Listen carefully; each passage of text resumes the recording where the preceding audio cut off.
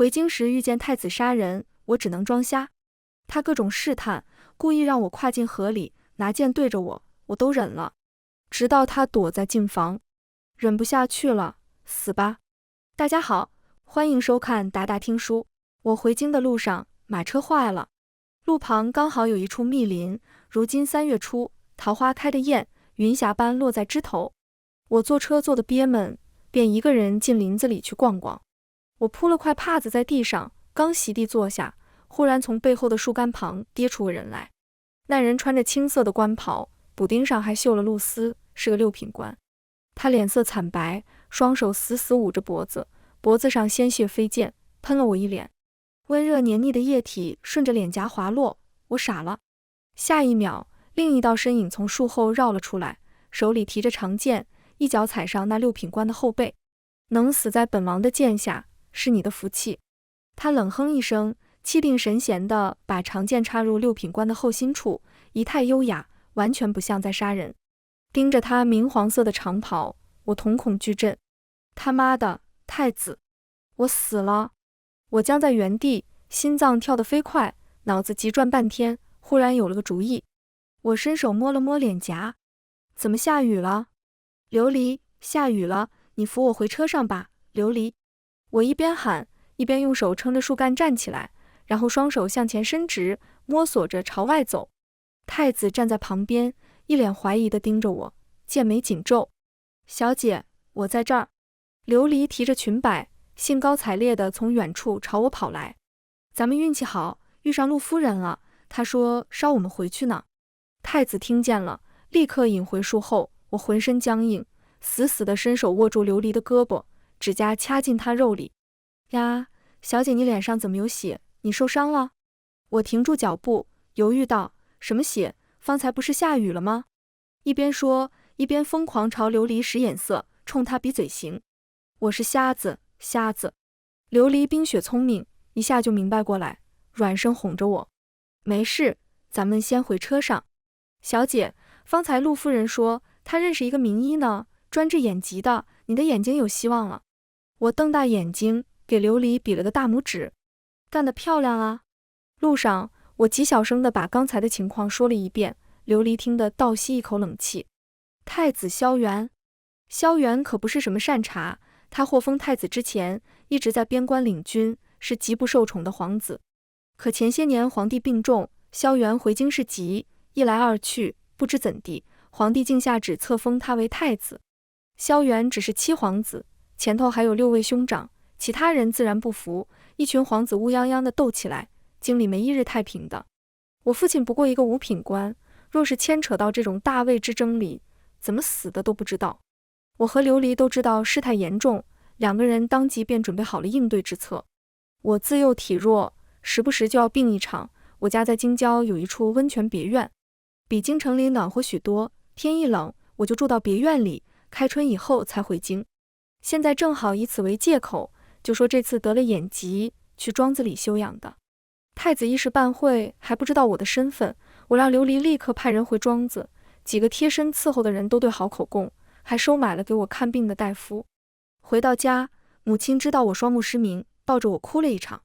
瑶瑶放心，娘一定会找大夫治好你的病。应对完父母，我回到房里，筋疲力尽地靠在门框上。那身带血的衣服刚上马车就换过了，可背上黏糊糊的，出了一身汗。我叫琉璃放水沐浴，浴桶就在卧房里，摆在屏风后头，对着一扇窗户，窗外是一株玉兰树，有一缕一缕的幽香顺着窗子缝隙钻进来。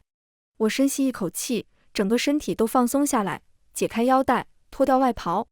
脱到中衣的时候，我看见窗子忽然向外打开，一个黑衣人速度极快地跳了进来，然后伸手掩好门窗。我吓傻了，是太子，他要来杀我灭口了。太子抱着双臂靠在墙上，他显然没想到我正要沐浴，意外地挑了下眉头，而后噙起一抹淡笑，一副看好戏的样子。我僵在原地一动不动。太子好像不是来杀我的，所以他是来试探我的。要命还是要名节？这还用想吗？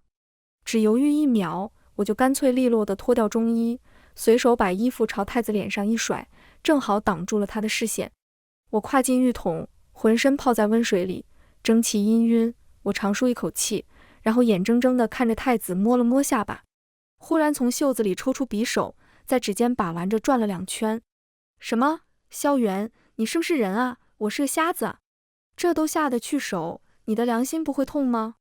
我又惊又怒，怕得要死，面上却只能装作若无其事的样子。浴桶旁摆着一把椅子，椅背上挂了我的衣裳。太子施施然地走到椅子旁坐下，翘起2郎腿，长手一伸，横过水面，匕首一下对准我脖子，一下对准我胸口，仿佛在考量从哪里下手比较好。看着一点亮光从鼻尖闪过，我吓哭了。我睁着眼睛，眼泪一滴接一滴地从脸颊上滑落，滴进水里，荡起一小片波纹。太子眉头一挑，握紧了匕首。我忙伸手捂住脸颊，长叹一口气，向后靠在浴桶壁上，两眼无神地盯着天花板。萧元，听说你要定亲了。太子，我知道我没资格喜欢你，你是太子，我父亲不过一个五品官，本就门不当户不对，我也不奢望能嫁给你，可如今我双眼已盲，怕是日后见你一面都成奢望。你穿红色的衣裳，一定很好看吧？呜呜呜，萧元，我自言自语一阵，唉唉哭泣，墨发散在水里，眼尾通红，将楚楚可怜4个字演绎到了极致。太子傻眼了，猛地收回手，不知所措地看着我。面对一个眼瞎不着寸缕还暗恋你的少女，你他妈还能下得去手杀人？我服你！我哭得更可怜了。3年前你带兵回京，一身戎甲端坐马背，我一见倾心，再不能忘。停顿片刻，我用水抹了把脸，皱着眉低声叹气，满怀哀伤。萧元，不知道你什么时候才会注意到我呢？太子浑身一僵，指尖的匕首掉落在地，发出一声脆响。我忙转过头去，谁在那儿？琉璃吗？姑娘，可是要茶？琉璃在门外喊了一声。萧元见状，立刻捡起匕首，打开窗户翻了出去。一阵冷风卷入室内，我心头一松，整个身体滑进水里。脑子里把刚刚发生的事情复盘一遍，我拍拍胸口，冲自己比个大拇指。沈瑶瑶，你真是个大聪明啊！刚才应对巧妙，全无破绽，希望萧元不要再盯着我，就当个屁把我放了吧。第2天父亲下朝回来，我才知道我把事情想简单了。瑶瑶，一会大理寺少卿陆大人会找你问话，你去换身衣裳，准备一下。母亲大惊，老爷，瑶瑶身子不好，又受了惊吓，怎么好再去见什么陆大人？你回绝了便是。父亲眼睛一瞪，把手里的茶盏重重搁在桌上。你这妇人懂什么？昨日裴御史被人劫杀在进京的桃林外，圣上龙颜大怒，便是翻个天也得把杀人凶手找出来。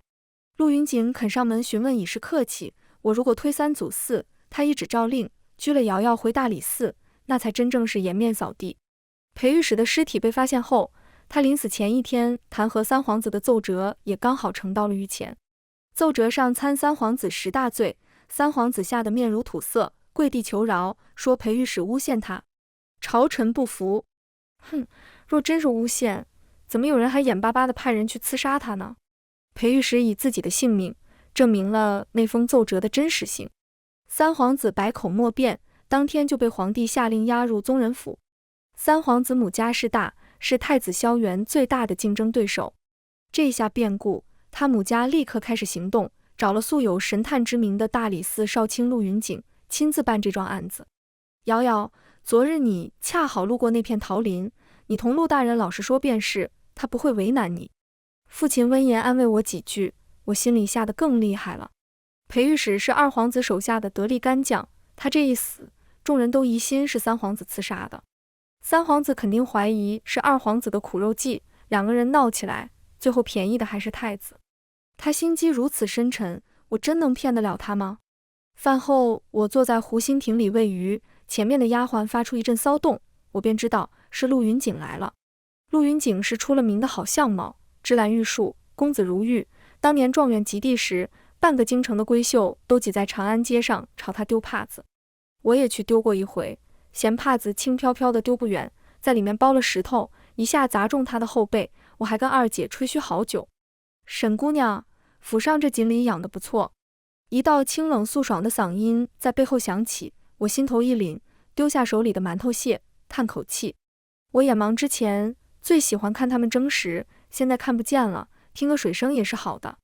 陆云锦一身绯色官服，仪容更甚往昔。我转头看向他的方向，借着装瞎的机会，盯着他的脸不动。陆云锦被我看得尴尬，低咳一声，伸手在我眼前挥了挥。姑娘这眼疾有几日了？小2个月了。本官会些岐黄之术，沈姑娘可否伸手让我看看？离谱，什么高超的医术？难道看个手，你还能看出来我是装瞎的吗？我才不信。我无所谓地摊开双手，伸到陆云锦面前。看吧。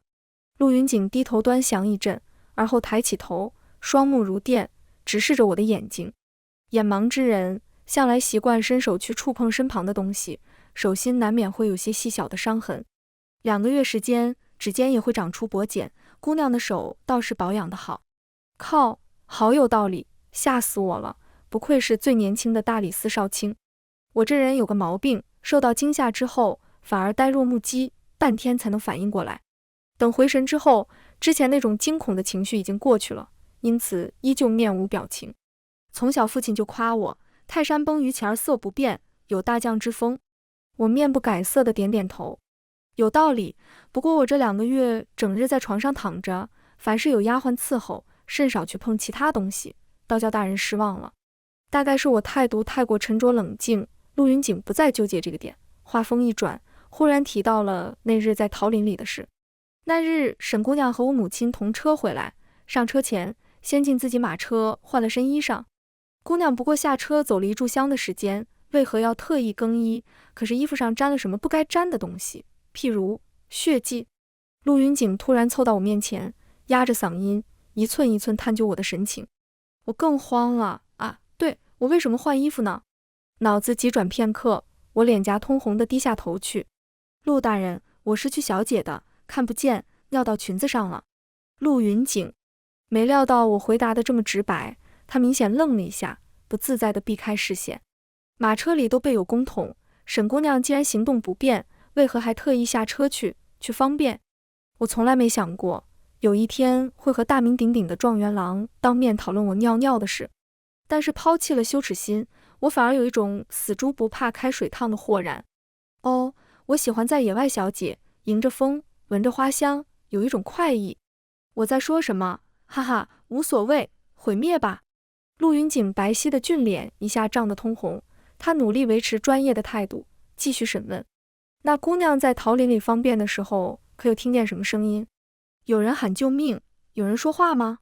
我摇摇头，没听见，尿尿声音太大，盖过了其他声响。陆云锦说不出话来，他抿着唇，冷静片刻，强行圆了几句场面话，匆忙离开了。姑娘日后若想起什么，务必告诉本官。等他一走，我立刻垮下肩膀，深吸一口气，靠坐在廊椅上。琉璃急匆匆地跑过来，小姐，怎么样了？我叹气，陪我回房间上吊吧。琉璃大惊，什么？小姐，咱们被发现了？没事，哎，我就是感觉接下来几天不想见任何人了。我在房里躲了几日，大门不出，二门不迈，妄想着等这件事风头过去。没想到陆云锦查了几天，这事却又有了新的进展。具体什么进展他也不说，只说已经有了嫌犯，但具体过程却需要我的配合。我很为难。陆大人，你看我眼睛不便，还去参加什么赏花宴，不合适吧？陆云锦板着脸，是通知你，不是恳求你。说完很避嫌地退了一大步，站得离我很远，仿佛我身上有什么脏东西。我难道还能尿你身上？气死了。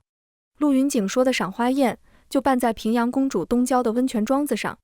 平阳公主和二皇子一母同胞，是圣上跟前最受宠的公主。庄子里种了大片大片的花木，桃红柳绿，各尽芳菲，景色极好，我却没有心情欣赏。因为我一进院子，就看见不远处的凉亭里有几道明黄色的身影，几位皇子或站或坐，太子也在其中，正饶有兴致地盯着我看。陆云锦，你带他来做什么？陆云锦不动声色，淡淡地看了太子一眼。哦，殿下认识他？完了，我脑门开始冒汗。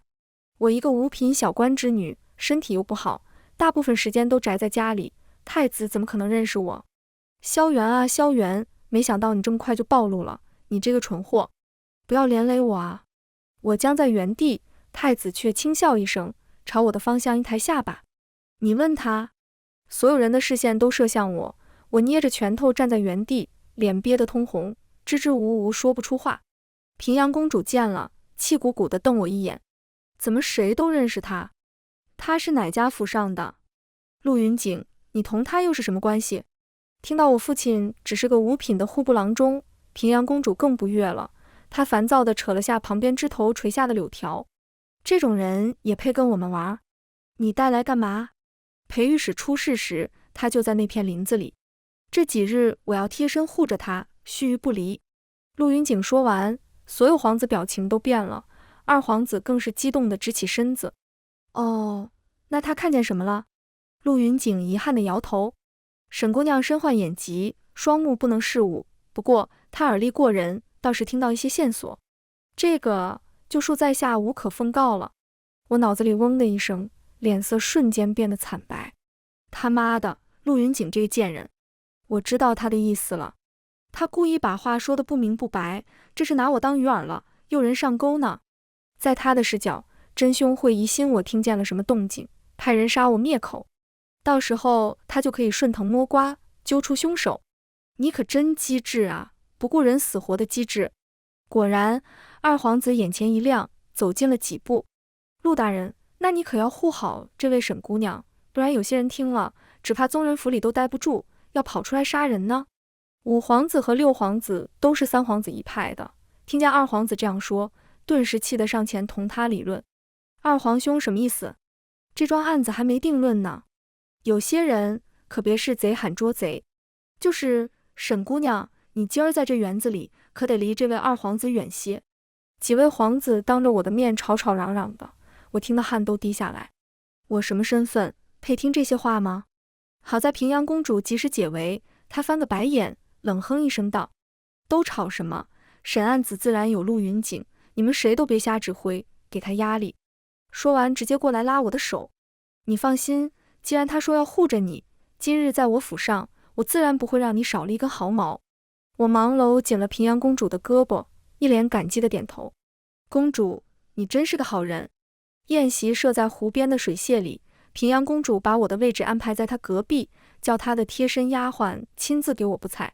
我机械地吃着菜，味同嚼蜡，根本没有品尝美食的心情。因为太子就坐在我正对面，一双狭长的凤眼微微眯起，手指在桌上规律地敲击几下，忽然笑道：能叫简秋姐姐亲自给你布菜，倒是你的福气。是你的福气这几个字，他特意加重了语气，很耳熟的腔调，仿佛在哪里听过。我愣了一秒，一个念头窜入脑中：能死在本王的剑下，是你的福气。我全身血液顿时僵住，浑身如坠冰窟，一颗心直直地沉到了脚底。要死了，完蛋了！当时裴御史跌到我面前，发出响声，太子杀他的时候就说了这一句话。我只是瞎，又不是聋了，不应该毫无反应的啊。这个破绽太大，到底该怎么才能圆回来？毁灭吧，打个雷把这座亭子劈了，下陨石砸平京城吧！啊，我活不了了。简秋姐姐以往是跟在母后身旁伺候的，她自己一刻也离不得。等你开了府，却又巴巴地把人赐给了你。平阳，你这恩宠可把我们兄弟几个都盖下去了。几位皇子七嘴八舌地聊天，简秋笑着摇头。几位殿下抬举奴婢了，沈姑娘，这菜可合胃口。沈姑娘，简秋提高音量，大家都朝我这个方向看过来，我却愣在原地，依旧一动不动。直到平阳公主出声提醒，我才反应过来，忙红着脸给简秋道歉。对不住，刚刚没听见。我眼前一亮，顿时计上心来。我这人打小有个毛病，经常爱发呆走神，走神的时候，旁人说什么都听不见，叫各位看笑话了。解释很牵强，但好过没有，也不知道太子能不能信。我双眼发直，盯着太子的脸看，他不动声色，看不出什么表情，旁边的五皇子却笑着插嘴。可真是巧，前儿陆大人盯着勤政殿旁的一丛竹子发呆，首辅大人连喊三声都听不见。首府赞他有王阳明之姿，看来沈姑娘也是个擒思哲的妙人。啊，对，你怎么这么会解释？我就是爱思考人生哲学啊。我感激地看向五皇子，太子若有所思地看了我一眼，仿佛信了。我立马松一口气，刚刚太紧张，现在一放松就想去方便。我向公主告了罪，简秋亲自带着我去如厕。离水榭不远就有一处花厅，简秋扶我沿着湖边走，湖岸在前头拐了一个弯，简秋却忽然松开手，站在旁边不动了。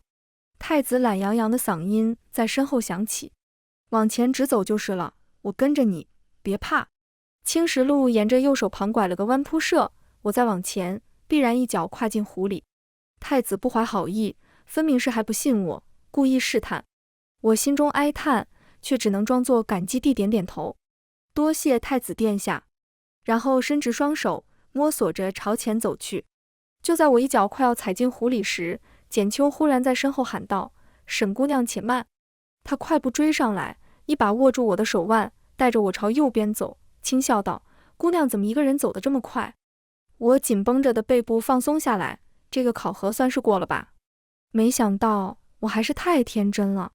公主府的净房很豪华，摆着屏风，燃着熏香，紫檀木镶金的公桶旁边甚至放了张椅子。我也不知道椅子是干啥用的，但是此刻太子正大马金刀地坐在上面，双手抱臂，眼神锐利地盯着我看。简秋又及时消失了，我伸手扶着墙，额角青筋跳动。受不了了，太子还能更变态一点吗？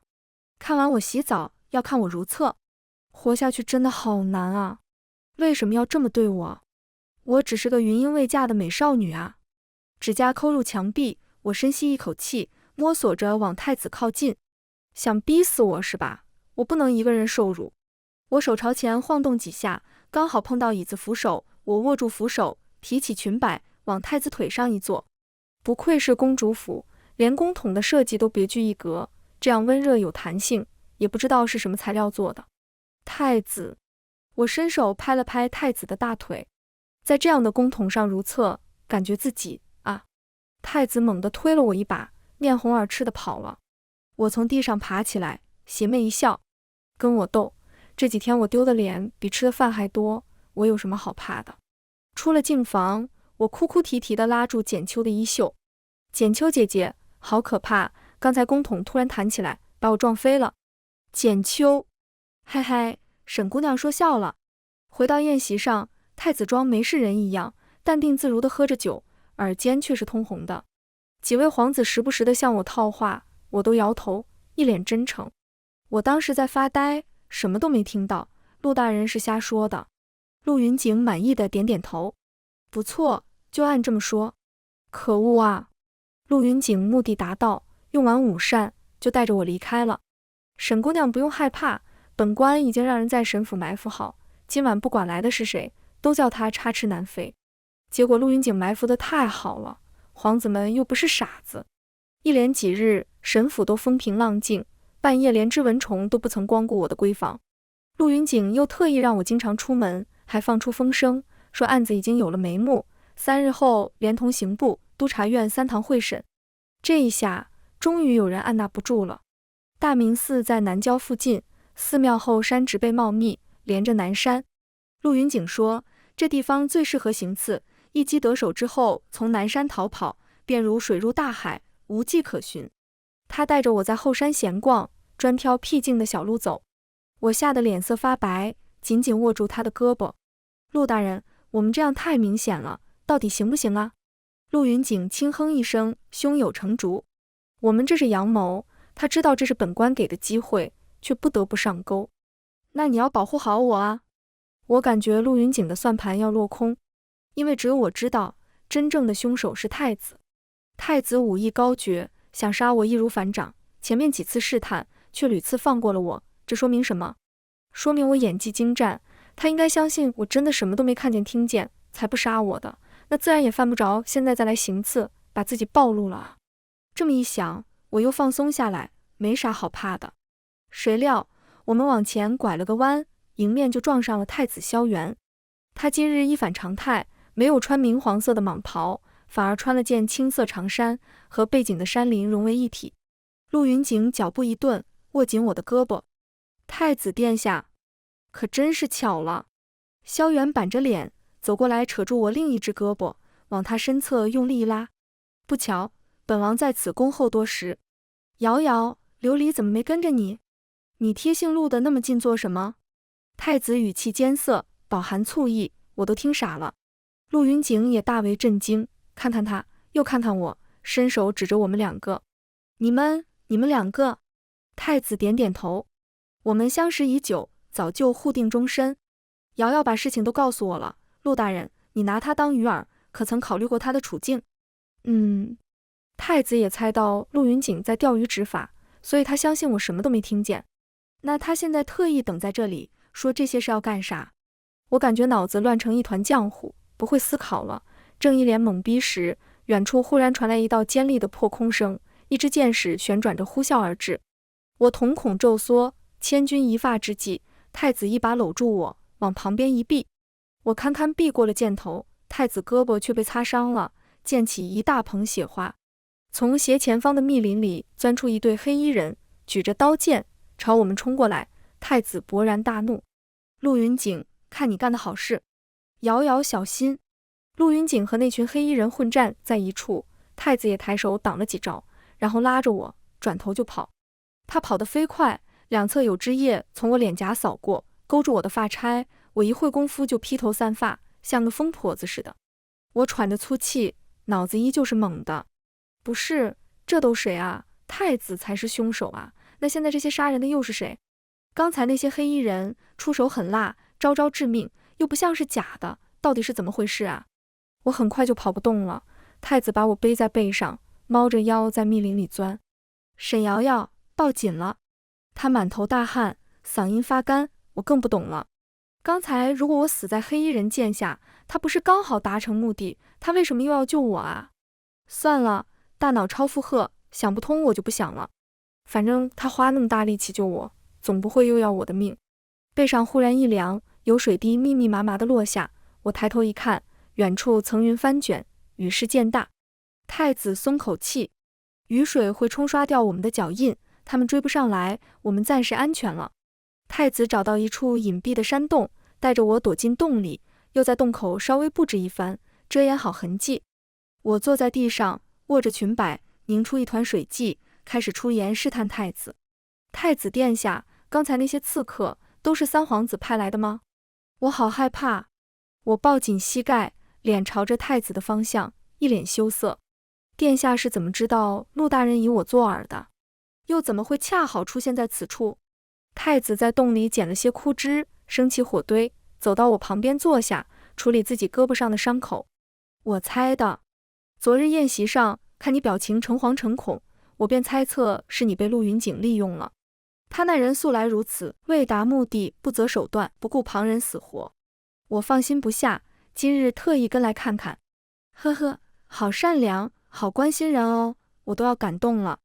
我害羞地抿唇一笑，伸手捂住心口。没想到太子殿下这样关心我。我注意你很久了。太子忽然握住我的手。3年前我带兵回京，于千万人中一眼就看中了你。你一袭白裙，站在人群中，花容月貌，我一见倾心，再不能忘。我嘴角的笑意瞬间僵住。太子看着我，深情款款，我盯着太子，双眼发直。这熟悉的配方，熟悉的味道。他妈的，大意了，太子还是在试探我，他还是不相信我。那你花那么大力气救我干嘛啊？让我死了算了。我实在搞不懂他葫芦里卖的什么药，但是站在太子的角度，我暗恋他被他听见了。这个时候他也对我表白心迹，那我是不是该有所行动？我顿了片刻，握紧太子的手，眼含泪花。那我们这不就是两情相悦？太子，实不相瞒，我心悦太子已久。我扑进太子怀里，抱住他。嘤，萧元哥哥。手下的身躯瞬间僵硬。我仰起头，太子如玉般的脸庞笼罩在橙黄色的火光下，眉角疯狂抽动。我心里窃笑，不是学我吗？恶心我，吓唬我？呵呵，来呀，让你知道摆脱羞耻底线以后的我有多可怕。太子低头看着我，眉头紧皱，眼神晦涩不明，像一汪深潭。就在我以为他要退缩的时候，他忽然拉住了我的手，哑声道：瑶瑶，衣裳都湿透了，脱下去火边烤一烤。我大惊，本能地瑟缩了一下。这不好吧？太子眼中瞬间闪过一道锐芒，我反应过来，他还是在试探我，我要稳定好痴恋他的人设，不能崩啊。我害羞地侧过头，伸手摸上他的腰带。萧元哥哥的衣裳也湿了，要脱一起脱。太子，我和太子互相试探，彼此都想逼对方退一步，露出马脚。如果我输了，暴露我不是瞎子，那结局就是我死。如果他输了，暴露他言语前后不搭，逻辑不通，他并没有心悦我，那他出现在这里的目的就很可疑。那结局就是还是我死。那我在干嘛？该死的，我好像想差了，我应该立一个害羞的人设，躲在旁边不说话就好了啊。我心中懊悔不已，却已经来不及了。洞内狭小，火光燃烧，气氛陡然变得很暧昧。我坐在太子怀里，太子伸手抚着我肩头，嗓音沙哑：沈瑶瑶，你当真心悦本王？我点头，视死如归地盯着太子。萧元哥哥在怀疑什么？太子瞳眸漆黑，眼中倒映着火光，也映出我单薄的身形。我们两个凑得太近了，呼吸交缠，我心跳如鼓，鼻息间全是太子身上清幽的冷松香味。火星跳跃，干柴被燃烧的发出一声脆响，太子忽然低头凑了过来，怀疑你是个小骗子。太子亲我了，我整个人都麻了。为什么？到底为什么情况会变成现在这样？幸好没多久以后，外头有喊声传来：太子殿下，以你之气顿消。我们两个同时清醒过来，太子把外袍披在我身上，在外头等着。洞外，陆云锦一身破衣烂衫，看见我们毫发无损地出来，长舒一口气：太子殿下，刺客抓到了。刺客是死士，嘴角藏着毒药，可他衣服上却沾着异香。陆云锦顺藤摸瓜，排查了整个京城的香料铺子，最后查出这香味是二皇子府上一名丫鬟的。这下真相大白，二皇子派人行刺我，那他就是真正的凶手。三皇子的嫌疑被洗清，可是裴御史参他的奏折里，许多罪状却都是有真凭实据的。他虽然被放出宗人府，但也被皇上剥夺了封号。最后，只有太子才是真正的赢家。我一下就明白过来，那些刺客全是太子派的。他那日出现在后山，一是为了陷害二皇子，二是为了自证清白，三是顺便在试探我，想看看我到底有没有看见。好一个一石三鸟，我吓得冷汗直冒，不停地在脑子里复盘自己当时的应对有没有漏洞。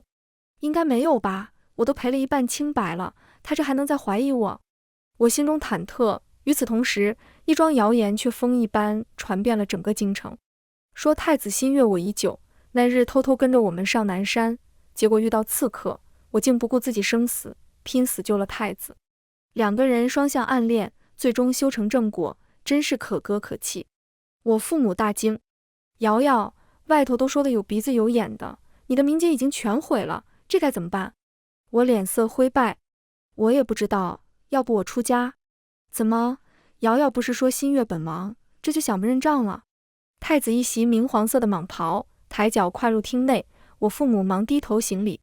他今日戴着金冠，眼神凌厉，气度威仪，我吓一跳，立马扯起嘴角。我说的是出嫁，萧元哥哥，你是来提亲的吗？我循着太子的声音摸过去，抱住他的胳膊。我们都这样了，不成婚很难收场呀。太子眉头跳了跳，却伸手揽住了我的肩膀。好啊，我这就向父皇请旨。有人说，撒一个谎，要用无数的谎话去圆。我就这样莫名其妙嫁给了太子，本来以我的身份是不够格的，可坊间都传言我救了太子一命。我母家势弱，其他皇子也乐见其成，纷纷出手撮合这桩婚事。我一个眼瞎的五品官之女，居然就成了太子妃。洞房夜，我头上盖着喜帕，坐在床上发呆。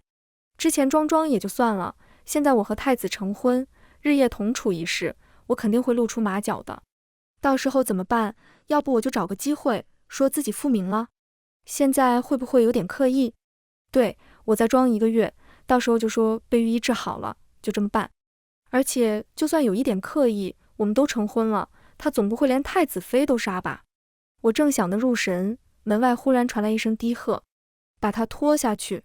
太子殿下饶命，我伺候了您15年，这件事我不是有意泄露的，饶命啊！”哼，本王最恨撒谎背叛之人，拖下去，杖毙！太子冷漠的嗓音传来，我吓得揪紧喜袍。妈呀，吓死了！认识15年的都杀，我算个屁啊！我决定先继续装瞎，装一辈子都行。房门打开，太子走到我面前，掀起盖头。他今日穿了一身大红喜袍，面如冠玉，眸似朗星，俊得我呼吸一滞。平心而论，太子长得很好看啊，这桩买卖不亏。沈瑶瑶，太子俯身凑到我耳旁，刚才你听见了，撒谎的人是没有好下场的，你可有事情欺瞒本王？我吓得心头狂跳。没有，我从小就老实，不会骗人的。太子轻哼一声，张开双手，替本王宽衣。我伸手往他腰带上摸去，他却往后一退，再往下一点。我僵住了，我能怎么办？当然是屈服啊！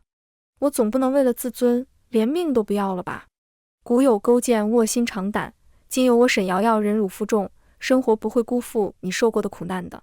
第二天醒来时，我恍惚间还以为自己在闺房，我揉了揉眼睛，琉璃光线太刺眼了，把窗帘子拉上。话音刚落，才反应过来腰间怎么还搭着一只手。我低头看了一眼，瞬间石化。曹！我整个人都吓傻了，身体绷紧，大气都不敢出。太子却翻个身朝另一侧睡了，呼吸深长，一听就睡得熟了。我这才松口气，老天保佑啊！接下来的几天，我更加打起12万分的警惕，能不说话尽量不说话，免得暴露。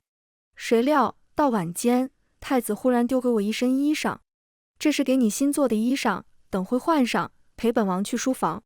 我看着手里半透明的布料，手不可遏制地颤抖起来。我深吸一口气，结结巴巴道：“这布料摸着很薄呀，现在外面风大，很冷的。从卧房到书房要经过一条连廊，晚间虽然护卫都在院外值守，但廊下每隔几步就有丫鬟伺候。我要是穿这个走出去，立马抹脖子上吊。太子还在逼我，冷吗？如今已经6月，爱妃说笑了。换上。”太子把衣裳塞到我怀里，我坐在床上，提起衣裳，这几片破布也能叫衣裳，他怎么好意思的啊？我继续求饶，要不就在房里穿吧，我不想去书房。太子点点头，也行，那就在房里穿。太子斜靠在榻上，手肘搭在一旁的案几上，他人高马大，手肘稍微往桌上一推，旁边的茶碗眼看着就要翻了。我立马惊呼一声：“小心！”太子出手快如闪电，伸手扶好茶碗，半点茶水都没有溢出。他松口气，继续一脸兴奋地盯着我。快换！我感觉好像有哪里不对劲。我们两个互相看着对方，我神色惊悚，战战兢兢，太子却依旧没事人一样。瑶瑶，快换给本王看看。我愣住了，我不可置信地伸手指了指茶碗，刚才茶碗差点翻了。太子不以为意，这不是没洒吗？没事，你快换衣服。我是瞎子，不是傻子。我再也忍不了了，下一秒，我把手里的破布往地上一丢，扑过去死死掐住太子的脖子。士可杀不可辱，我跟你拼了！太子哈哈大笑起来，搂住我的腰，向后倒在榻上。我从来没见他笑得这么开心过，满腹恐惧化成熊熊怒火。我用力在他胸口捶了一拳。你什么时候发现的？太子还在笑，凌厉的眉眼弯起，格外柔和，傻子似的。我突然就没那么怕他了。哈哈哈，你要听实话还是假话？假话，刚刚发现的。实话呢？桃林里那天就发现了。什么？我瞪大眼睛，气急败坏。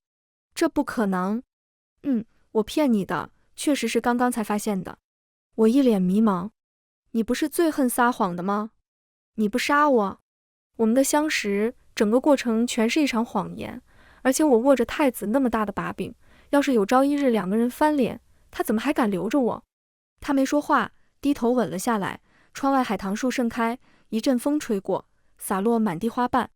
很久以后，他才在我耳畔低声说道：“先养着，再等一等。”后来太子登基为帝，册我为后，我的把柄彻底没了用武之地。我比他更明白，夫妻一体，他倒下了，第一个倒霉的就是我。到这时候，我才真正松了口气，也才知道他说的等一等，等的是什么。番外太子视角，我杀人的时候，意外发现旁边树下坐了个小姑娘，她瞪圆眼睛，神情惊恐得像一只小兔子。这下麻烦了，我虽然很少杀无辜妇孺，但是官大业倒由不得我心软。我拔出剑，皱眉看着她，她却忽然撑着树干站了起来。下雨了吗？琉璃，下雨了。她伸出手摸索着朝前走，迈步干脆，步伐利索，完全不像一个瞎子该有的样子。我差点笑出声来。呵，还挺有趣。这么怕死，想来也不敢把我的事都搂出去。当天晚上，我翻窗进了她的闺房，小姑娘正要沐浴。我收回刚才的话，不算小姑娘了。我看着她装模作样的眼瞎子，全身破绽，便想掏出匕首吓唬她。她果然吓哭了，下一秒却说出了让我更意外的话：“倾慕我？事情好像更有趣了。我在军中凶名赫赫，京城里的闺秀见了我，10个有9个怕的，倾慕我倒是头一次听见。何况京城里聪明人装傻，我见多了，傻子装聪明，还这样自以为是的，却极难得一见。我便起了逗弄他的心思，本来只是感觉好玩，可事情好像逐渐不对劲。